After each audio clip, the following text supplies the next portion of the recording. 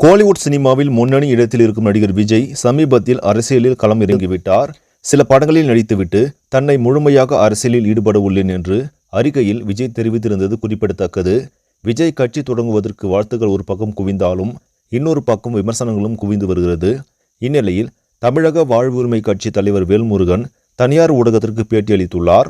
அதில் அவர், நடிகர் விஜய் தமிழக வெற்றிக் கழகத்தை சுருக்கமாக டிவிகே என்று பயன்படுத்தக்கூடாது. இது தொடர்பாக தேர்தல் ஆணையத்தில் முறையிடுவோம்.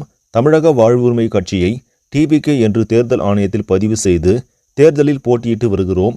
விஜயின் கட்சி பெயரை டிவிகே என்று வைத்தால் மக்களுக்கு குழப்பம் ஏற்படும் என்று தமிழக வாழ்வுரிமை கட்சி தலைவர் வேல்முருகன் கூறியுள்ளார். விஜய் கட்சியின் பெயரை வைப்பதற்கு முன்பாகவே இதையெல்லாம் யோசனை செய்து வைத்திருக்க வேண்டும் என்று தற்போது பலரும் கருத்து தெரிவித்து வருகின்றனர். பொறுத்திருந்து பார்ப்போம். தமிழக வெற்றிக் கழக கட்சிக்கு தேர்தல் ஆணையத்தில் அனுமதி கிடைக்குமா என்று. இந்த செய்தி உங்களுக்கு பிடிச்சிருந்தா லைக் பண்ணுங்க, ஷேர் பண்ணுங்க, மறக்காம நியூஸ் இன்ஃபோ தமிழ் சேனலை சப்ஸ்கிரைப் பண்ணுங்க. அடுத்த வீடியோவில் சந்திக்கலாம். நன்றி.